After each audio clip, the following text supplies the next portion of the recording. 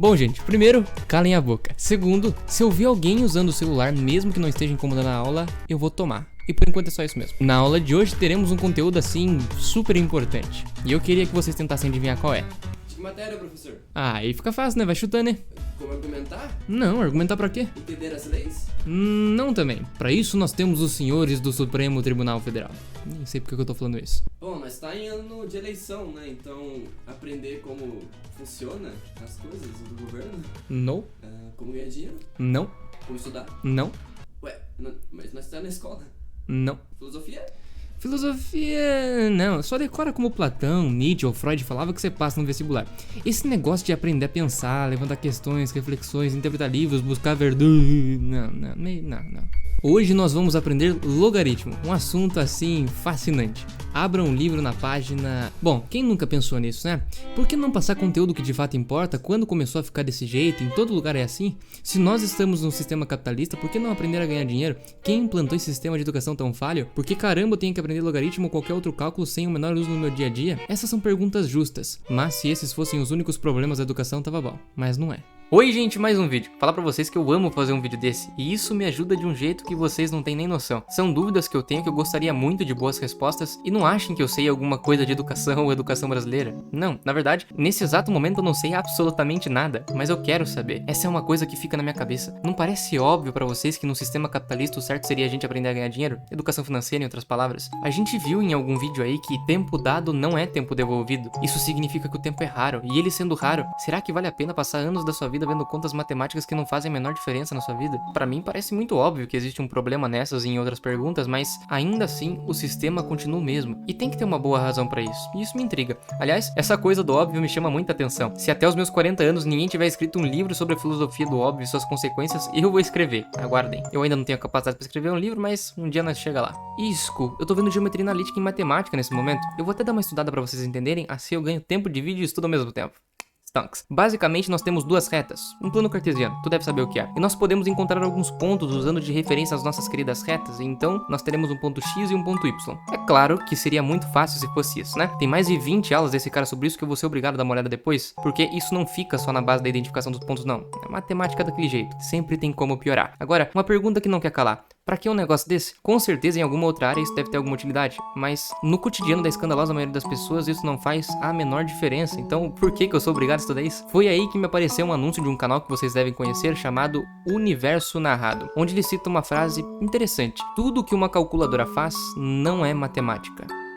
Frase legal, mas e aí? O que é matemática então? Aí ele vai dar um exemplo muito legal falando de poesia. Poesias, poemas são coisas que aparentemente não têm utilidade nenhuma. Pega, por exemplo, o poema da Onda do Manuel Bandeira. A onda. A onda anda aonde anda a onda? A onda ainda. Ainda onda onde?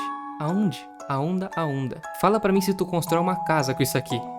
Mas brincadeira à parte, parece até muito bobo ficar vendo isso. Mas, acredite ou não, tem sua utilidade. Tecnicamente falando, eu acho que todo mundo consegue perceber. Você tem ali a utilização de palavras parecidas, você tem uma estrutura que é justamente na forma de uma onda. E se você ler certinho, até parece que a leitura sobe e desce justamente como se fosse uma onda. É interessante pensar como o autor pensou em tudo quando escreveu. Esse poema, por ser um poema infantil, não tem muita coisa pra aprofundar, eu acho, mas se você aprende a interpretar o autor e entender de fato o que ele propõe a passar, cara...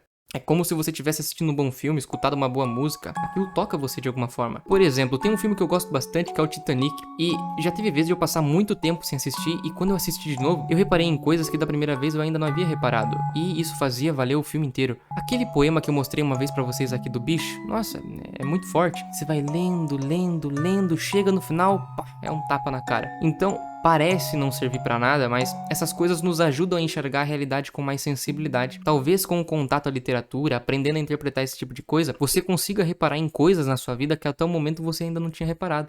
E isso pode, né, como no exemplo do filme, fazer a vida valer a pena também. Na matemática seria mais esse plus, ou seja, mais uma forma de enxergar o mundo, de ser capaz de pensar, raciocinar e resolver problemas. E com certeza com os exercícios da matemática você consegue exercitar essa habilidade de alguma forma. Claro que na escola com certeza não é esse tipo de pensamento que se promove. Na verdade, o mais importante é passar na prova, para passar de ano, para então passar para a próxima fase. Na escola você decora e não aprende. Na escola você passa sem mesmo saber de fato o conteúdo, e aí a gente tem que tentar responder um outro questionamento que eu fiz lá no começo. Foi sempre assim? E a pergunta, que na minha opinião é mais polêmica ainda, quem teve a grande ideia de fazer assim? Bom, respondendo a primeira pergunta, Não, nem sempre foi assim. Hoje nós vivemos num sistema capitalista e isso influencia diretamente na nossa educação, como a gente vai ver daqui a pouco. Mas esse sistema não tá aí desde sempre. Nem sempre fazer dinheiro foi a maior preocupação das pessoas. Na verdade, a maior preocupação das pessoas da Grécia Antiga, por exemplo, era responder o que é a verdade. Responder essas questões através da razão era o mais importante. O que é a verdade, o que é o bem e o mal, o que é o certo e o errado? Existem coisas que são objetivamente erradas ou isso tudo depende da visão de mundo de cada pessoa, de cada sociedade? Para isso servia a educação na Grécia Antiga, para tentar responder essas perguntas. Talvez você hoje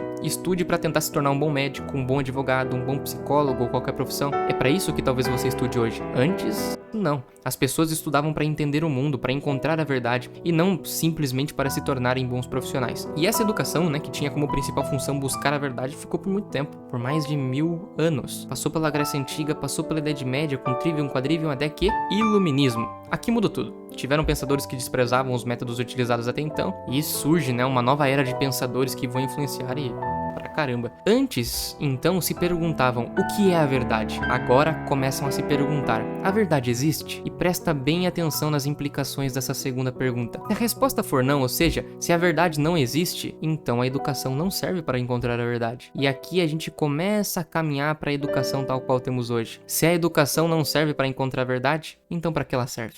Essa coisa do servir pode mudar. Imagine que você tem uma bola de futebol. Para que ela serve? Há muito tempo atrás, o servir dessa bola ou de qualquer outra coisa iria depender da razão pela qual ela existe. Então, uma bola de futebol deve servir para jogar futebol. E é claro que hoje é assim também, Só um exemplo. Hoje, só para dar o exemplo, o servir desta bola depende de como você vai usar ela. Se você quiser jogar basquete com ela, então é para isso que ela serve. E esse exemplo foi para tentar explicar para vocês o que é pragmatismo, que foi uma forma de pensamento que tomou conta do sistema de educação. Então, hoje, como vai dizer Anísio Teixeira, a educação escolar é o processo pelo qual se distribuem adequadamente os homens pelas diferentes ocupações da sociedade. É para isso que serve hoje. Por isso, na grande maioria das escolas, você não vai aprender o porquê que multiplicar em x sempre dá certo, porque não importa a veracidade disso. Importa como você vai usar isso. Então decora. Isso juntando ao fato dos salários baixos dos professores, juntando ao fato de que muitos alunos aprovam sem saber absolutamente nada, temos esse sistema de educação maravilhoso que ocupa as últimas colocações. Claro que essa é uma interpretação, devem ter outras por aí, mas